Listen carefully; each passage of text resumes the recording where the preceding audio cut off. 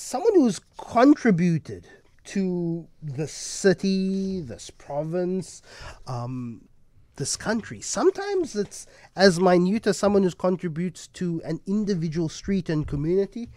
Sometimes it's people who have contributed to the world in their field. And today, none other than Springbok legend Bryan Habana.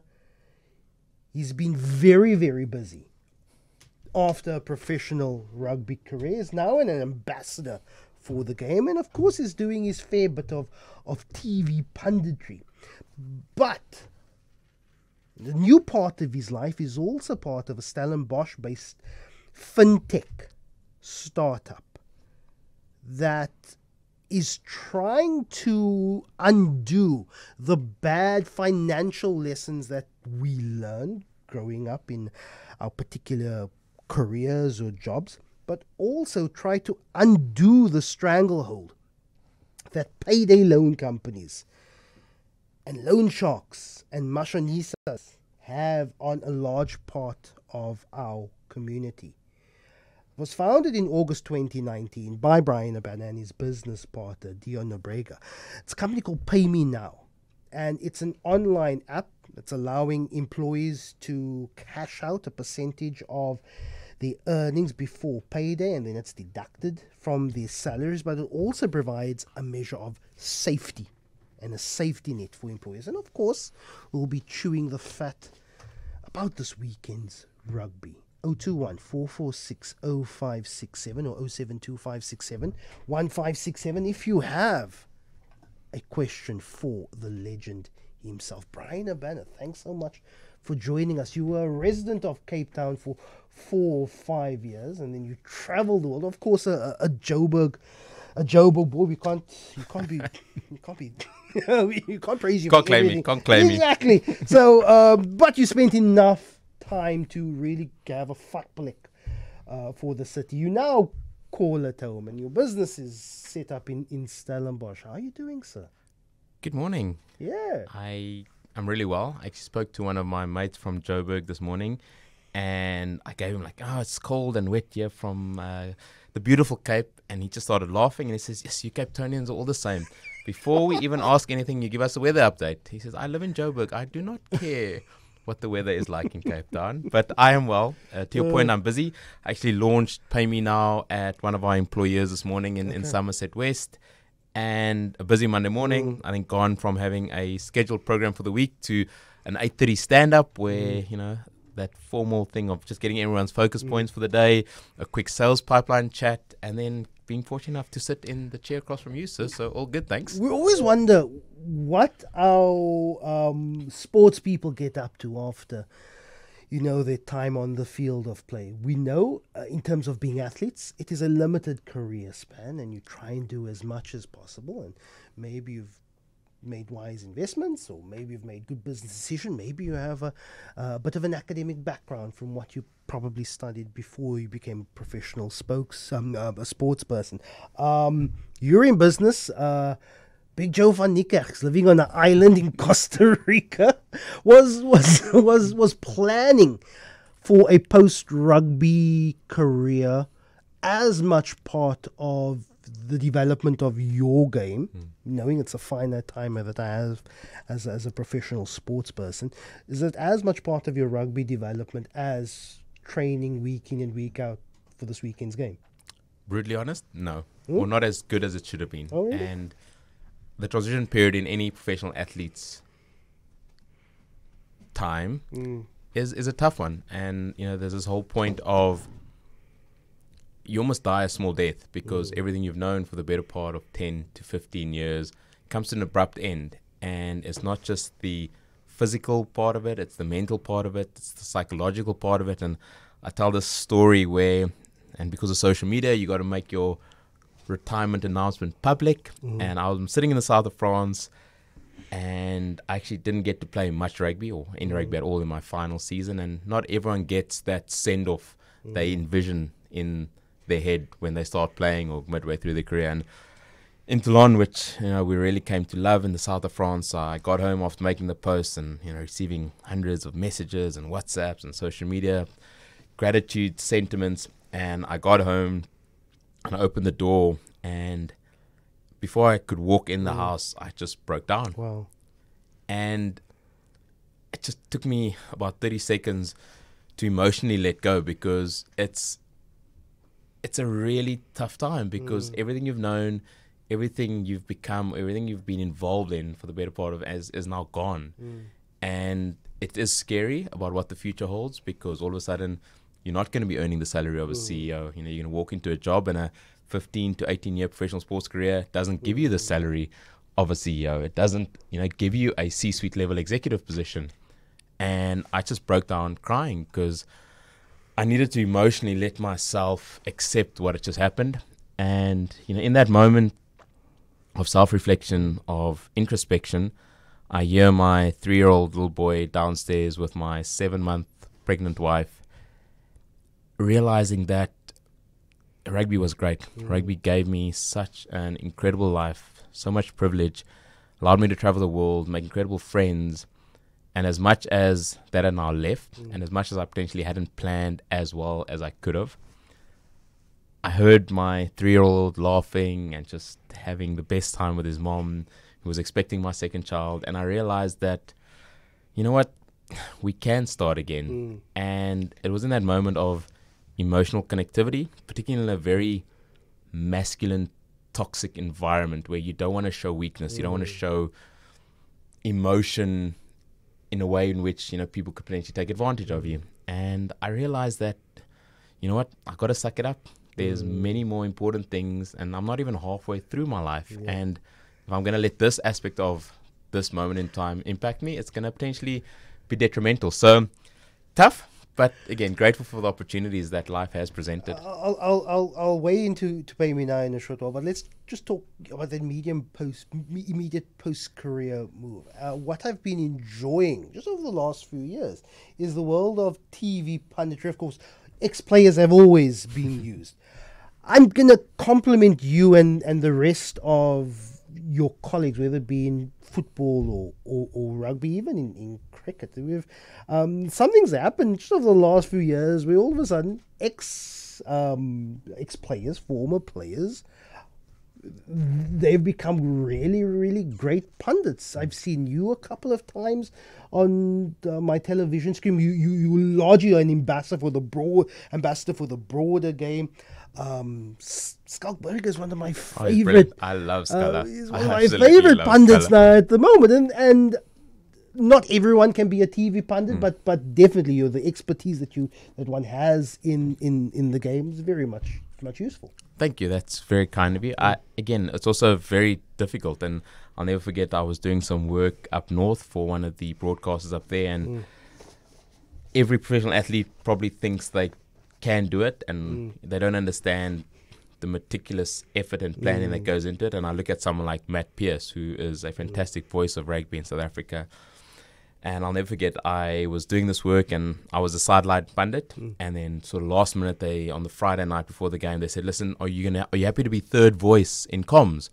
I'm like, ooh, commentary is tough, because, trying to appropriately relay a game instantaneously for an audience that is so broad and doing it so well. I was like, keen, And I got there, and the Saracens reserve hooker came on the field. And because I didn't think it was that intense, I actually didn't do appropriate preparation.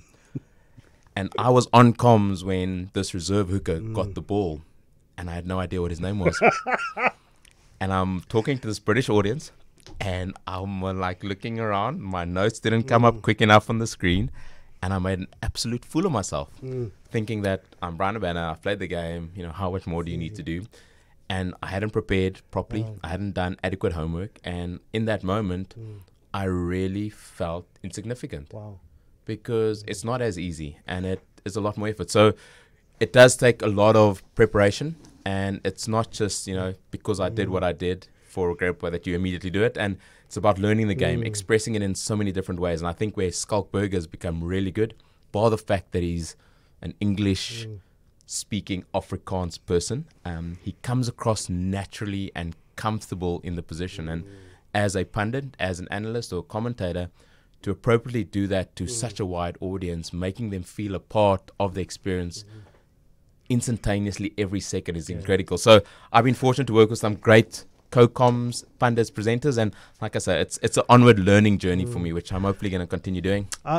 Peter Drury, the English football commentator, and he's famous. It was in Roma scores against Barcelona, and he says, Manolis, the Greek god in Rome. And I watched a program or documentary about him, and he says that period, you just needed to buy time because he didn't know who scored. He knows that, and he says that its commentary is not as just calling the field of play.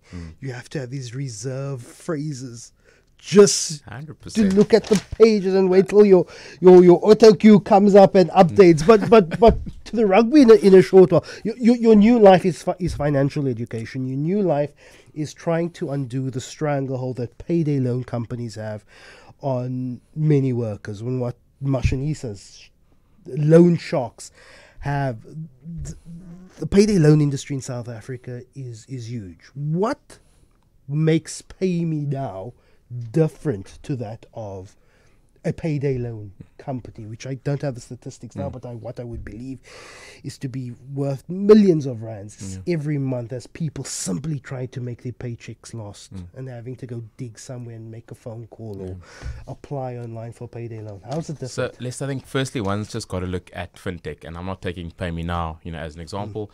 Fintech in general is there to disrupt industries, and as much as you have to be technologically better than anything else out there, you have to be simpler, smoother, more seamless than anything available to those who were potentially previously financially excluded, who are financially literate. I think for us, cost effectiveness, being disruptive in terms of our fees is really important. And unfortunately, as human beings, and I wouldn't say it's just people that are financially literate or financially excluded, as human beings, we're notorious at incurring debt. We go over our means at most of times, and unfortunately, because of our history, 60 to 80% of our workforce either comes from a previously disadvantaged background or is currently in a very low salary bracket. And because of a monthly salary pay run, which employers have to have because the administrative burden to run a payroll is incredibly difficult. And it's so difficult to pay people daily. And, my gardener or my domestic worker comes in and they work for that day and they expect to be paid at the end of the day.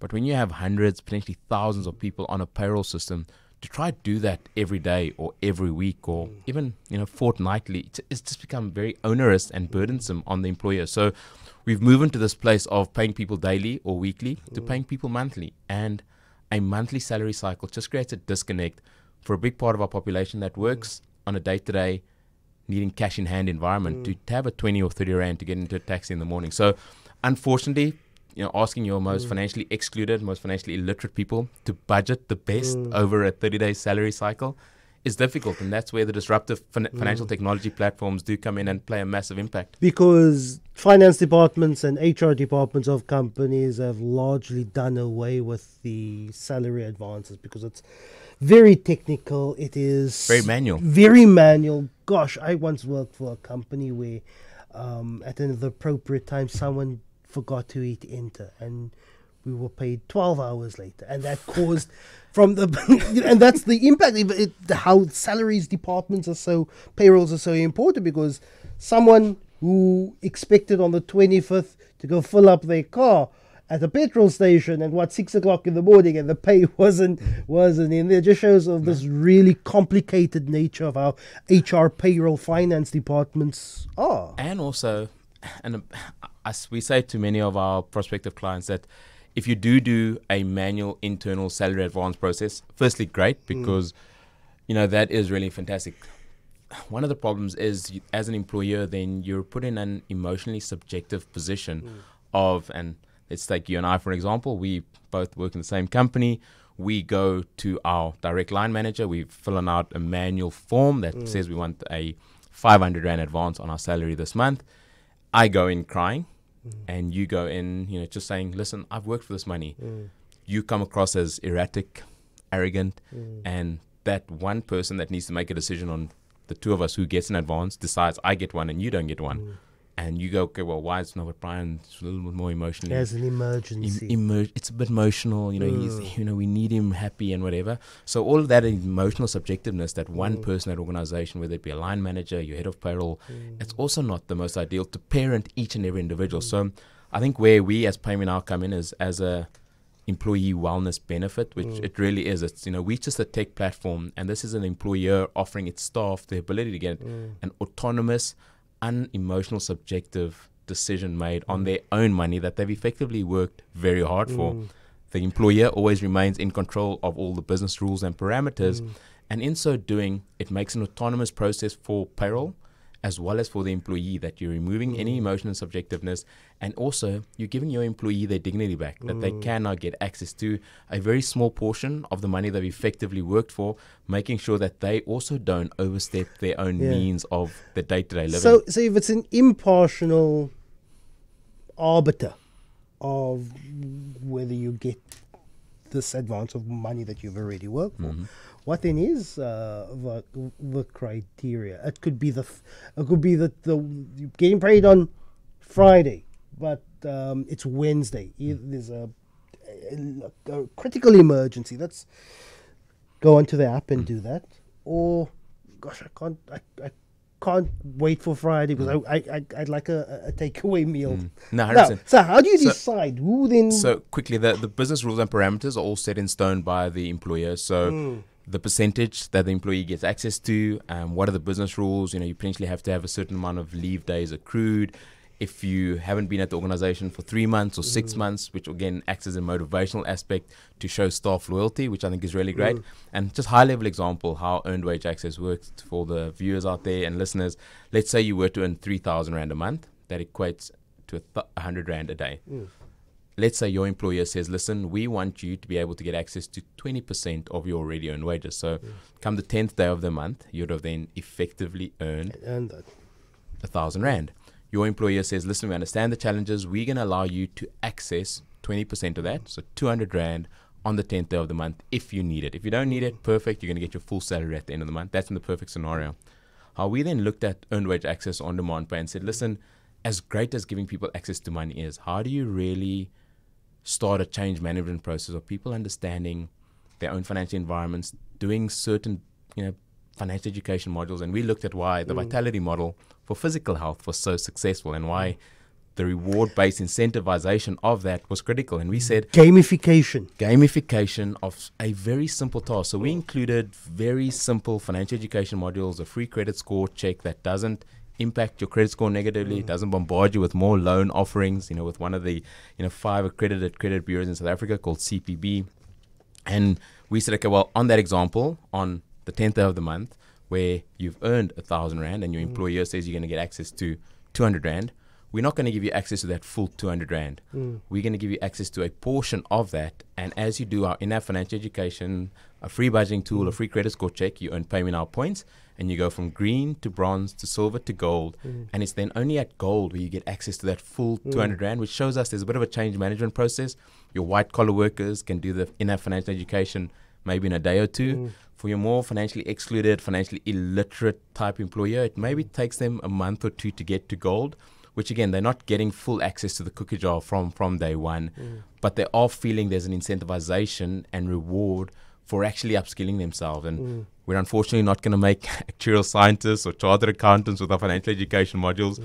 We've worked with the specialists in the field to come up with this content that we really do believe starts this process of change management, better understanding. And I mean, we all talk about budgeting, but really how many of us actually budget on a monthly basis?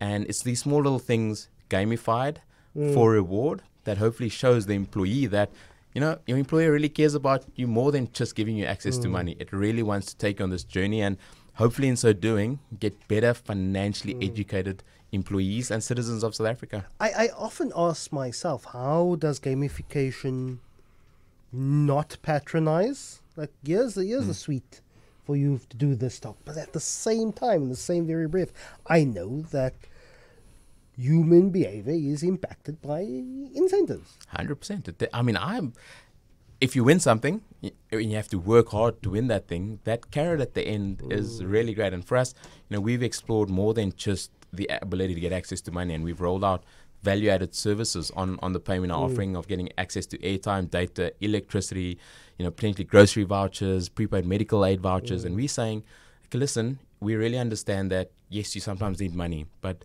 necessity type products are value adds, which we really believe make a powerful difference. If you need to maybe send 100 Rand Pick and Pay or Boxer or ShopRite voucher to a family member in Lusikisiki, we're saying, listen, if you show us from financial education component perspective that you're willing to work and understand your own environment and you get to the gold tier, we're actually going to give you that for free.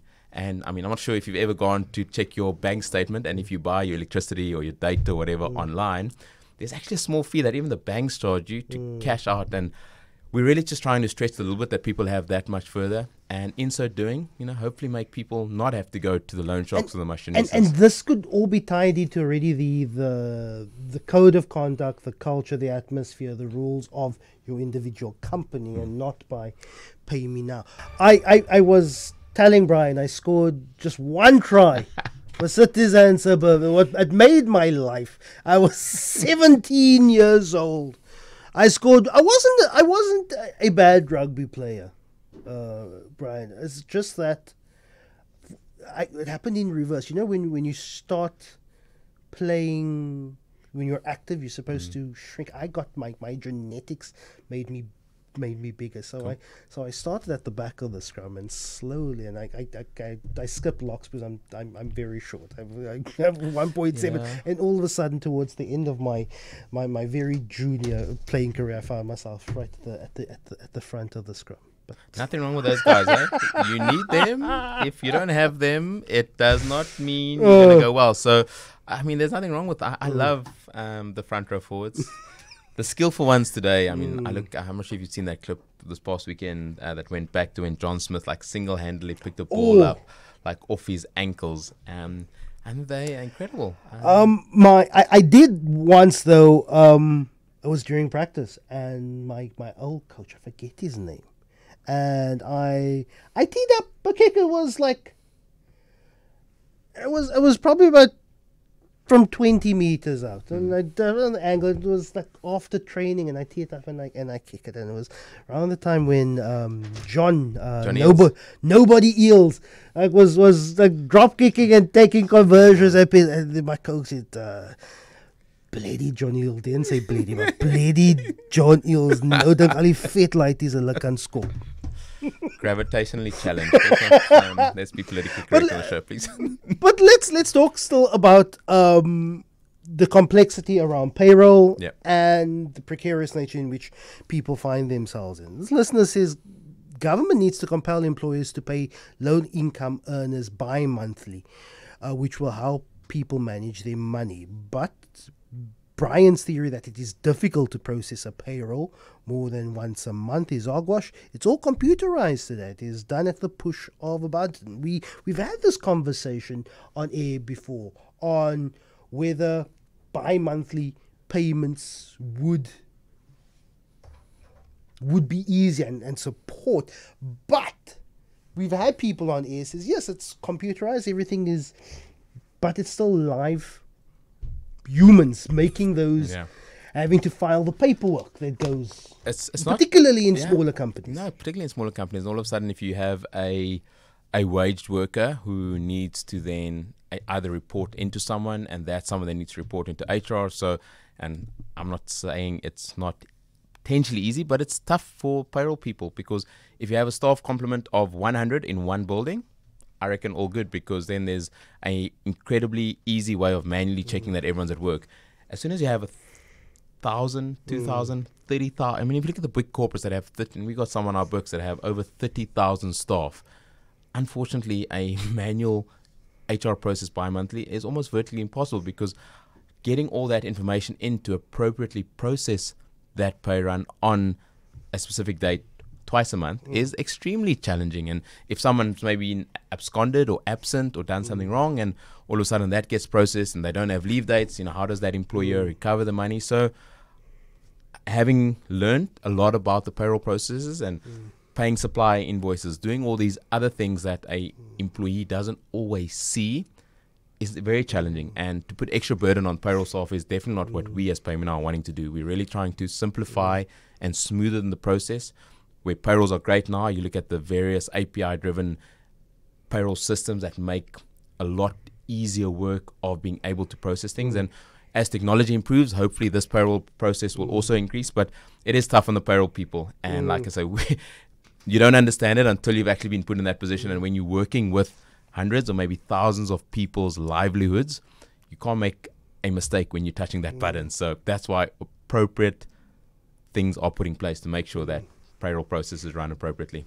You're doing financial, well, part of what you're doing is financial coaching. Let's go back to that question regarding your post player career. Has coaching ever been part of what you would have wanted to do, or is managing yourself easier than managing a squad of 32? 100% managing myself is much easier and it's not just a squad of 32, Lester. I think much respect to, and I get asked quite a bit, who is the best coach in my career? And I said it's an impossible question to answer, because every coach played a role in the player and person that I became, and they selected me to be in that squad. So I can't. And what do you measure based on? Is it Jake White winning a Rugby World Cup? Is it Peter de Villiers beating the All Blacks twice in New Zealand? Is it Alistair Coetzee, winning stuff in the Western Cape that hasn't been done in 12 years? Is it Heineke Meyer becoming the first coach from a Super Rugby perspective in South Africa to win Super Rugby? So very challenging. I think people really need to understand, again, you talk about leaders and leadership. Being a coach is one of the most challenging positions in all walks of life, particularly in South Africa, where we have such a very unique background. But yeah, not for me at the moment, because not only having to deal with the emotions of 32 players, it's your fellow management staff that you need to keep happy, the administrators, the media. It's at the end of the day, you're employed by the union, or you're employed by the union, the franchise, or national authority. Those are really your bosses, not necessarily the 65 million South African rugby plans. Of which I'm now one, by the way. It's Mr. Alexander is your boss, huh? Yeah, it's not just that. There's a lot of other things. And as a coach, you're arriving at work earlier than the players. You're leaving after. Your weekends are no longer yours, and you're potentially moving from space to space every 2 to 3 to 4 years potentially, and uprooting your family, uprooting your lifestyle, having to work in different conditions and climates is tough. And we've seen someone like Peter de Villiers, who was a coach that really achieved a lot of success for the Springboks. He beat the British and Irish Lions, won a Tri-Nations, beat the All Blacks in New Zealand, and he sort of struggled for a long time post that coaching spell with the Springboks. So it is a tough position being coach, and I really do take my hat off and have a lot of respect for those that give back to the game from a coaching position, because it is a brutal, unemphatic, sometimes very unglamorous position to be in. Canan Moodie, we spoke to his mum this morning, 19 years old, the second youngest Springbok debutant, scoring on debut. Firstly, just as you've represented, you were fortunate enough to almost be prepped for a Springbok role. What you were baby box under 21. You came through a rank of preparing. And do they prepare you? Is there like a conversation within Springbok rugby that says, well, you're playing junior box, you're playing baby box, you're under 21. I remember seeing Andre Pollard in the under 21 competition, and the final was 2012, I think. That's right. And then a couple of years later, he's our number one fly-off. Firstly, how do they prepare you? And secondly, your thoughts on Canan Moodie, which, funny enough, is like, in terms of our current system, is like what the sixth choice wing. That just shows how deep our talent pool is, right? So, firstly, what an incredible start for Canan. Secondly, for him to be starting, probably better than what I did. I came off the bench in England in 2004. But I think what is more fascinating is that he was in the same team as the youngest Springbok on all time in Frans Steyn, who was on the bench, who made his debut in 2006 against Ireland, and also scored a try on debut. And I think one of the most incredible moments of the match for me was seeing Canan score his try and the embrace that the whole team, including the reserves, gave him. What does that show about the team ethic Kanan came down. He started running. He was 15 meters out, and you saw the bench running over the try area to celebrate that try. What does it tell us about this current Springbok team? There definitely is a camaraderie and team spirit in there, and everyone notices that moment, but no one notices how everyone was ridiculing them and talking about how old France is, and everyone then celebrates the moment. And having been there before, only those within the squad would understand the journey that each and everyone as an individual, but each and everyone as a squad is. When everyone is doubting you, everyone is telling you how bad your rugby is, they must stop kicking. But seeing that moment of celebration for a guy who now has the world at his feet, and how important embracing and appropriately celebrating that point in time for him was. And long may his career continue. Yes, you're only 19, but if you look at someone like Frans Steyn, he's now 16 years later still involved. So I think to his family, to everyone that's been involved in the journey so far, no one prepares you, but long may that onward, upward journey continue. Have we ever had a 3 World Cup veteran before? He could be part of a larger 2023 squad, Frans Steyn. I think it's going to be a tough challenge. He could potentially, so France will be, 2007, 11 he missed 15 because he wasn't involved, and then in 19 he came back. 3 cycles. Yes, well, it'll be 5 cycles if you didn't get started in 2007. So yeah, I mean, France has been breaking records left, right and centre, and Schalk Brits is the oldest Springbok to win a World Cup, so maybe France could potentially push that one a little bit. I should be the last to talk. I have a bit of a dad bod myself. I think it was a that makes 2 of us. No, you still got that. But we'll talk about that. Zalia, Observatory, good morning. Thanks so much for holding. I listened this time. Firstly, I just want to congratulate Brian, not only on the Zalia, the line is terrible, but my producer has preceded your question. Dressing room discussions after a poor refereed game. How do you pick yourself up? I'm sorry you couldn't ask the question directly, Zalia, but what is that discussion? Do you accept it? Of course, you may have your own opinions for a bad call, but what is the discussion? There's obviously a diplomatic team line that comes. So you obviously can't overstep the boundaries, and we saw what happened with Rassie after the 1 hour long video post this first test of the Lions last year, and the appropriate disciplinary actions that World Rugby put into place. Being a referee is also not an easy job, and we have all these armchair critics that easily throw and hurl abuse and left, right and centre. They're also just human. They also get things wrong. Is everyone against South African rugby? Probably not.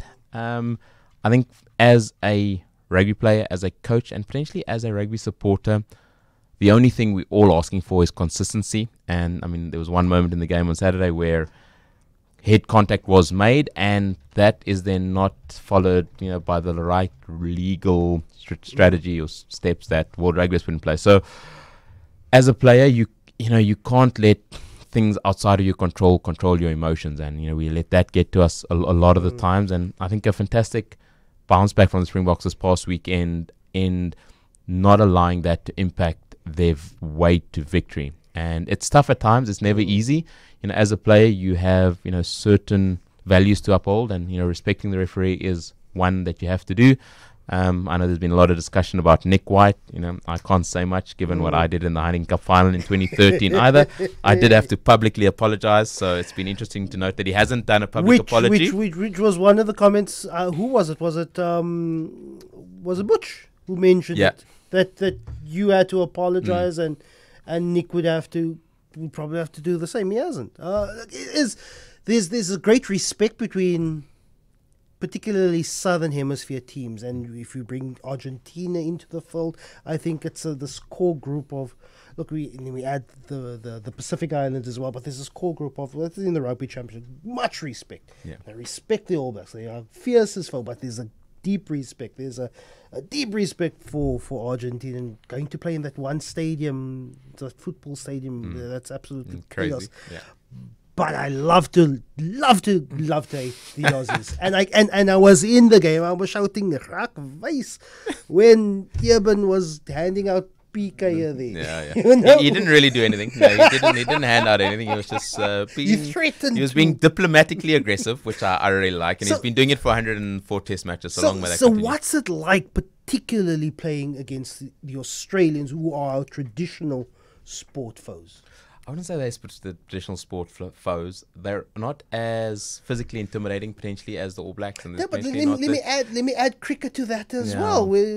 No, so I do think there's a general dislike, and I wouldn't say it's history. I think it's part of our makeup. I think it's probably because there's now so many South Africans living there that now support Australia that we just despise it. I do think the Australians are a little bit more finicky in terms of the verbal backlash and nuances that they bring onto the field, a little bit more irritating, if I can call it that, where the All Blacks just play rugby and do it to the best of their ability. So I'm not going to lie to you, I was extremely happy. I couldn't actually watch the full game on Saturday because I had a 9-year-old's birthday party that I had to attend, and I was like I was in this kids' soft play area, and look at how your life has changed, like, Brian. I know you're not watching the rugby. I'm like, my 4-year-old wants to go down the flippy slide, so no, I'm not properly watching the rugby. So I saw the highlights. I actually saw Kanan's try, which was brilliant.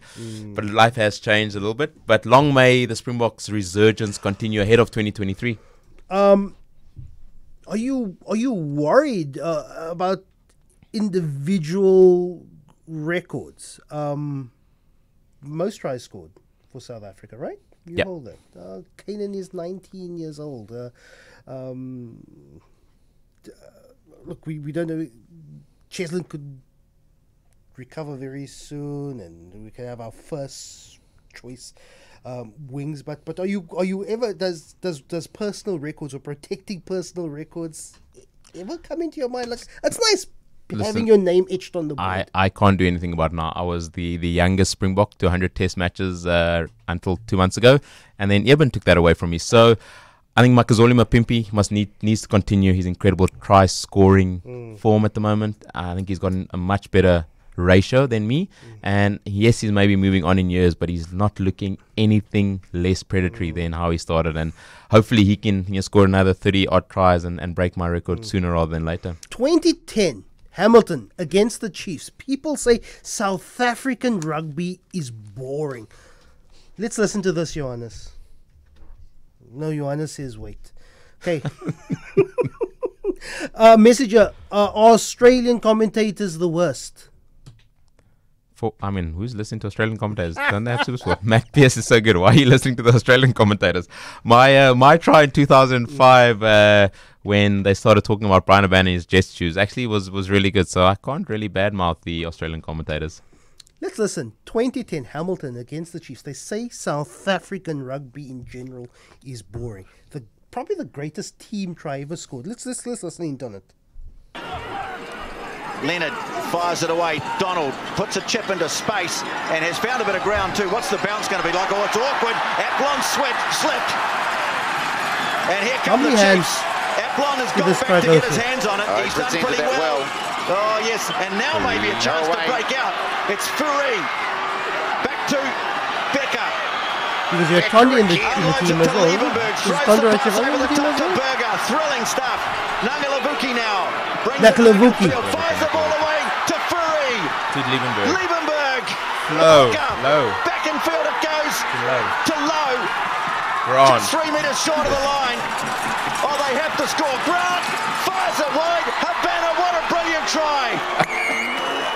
The greatest team try, I think, in Super Rugby history. I went through the entire Storm team. And so why do they say South African rugby in general is boring, Brian? Champagne rugby. Mwah. Yeah, it's always difficult to put, people want to see the best and they want to see the ball being, and we look at the All Blacks and the offloading capabilities and everything. So that try definitely ranks up there with one of the best I've ever been involved in. There's been some good ones, but that one was really special. And it's about the handling, the ability to see what's in front of you. And I think we all get frustrated as players and sporters when a kick goes up and, we've reverted to that style and playing to our strengths. But that's won us 3 World Cups, and people don't complain when you win. South Africans, we love to nag when we lose, but when we win, nothing better. Bryan Habana, thanks so much for sharing the last hour with us. Really, really appreciate it. The Morning Review with Lester Kiewit. Only on Cape Talk.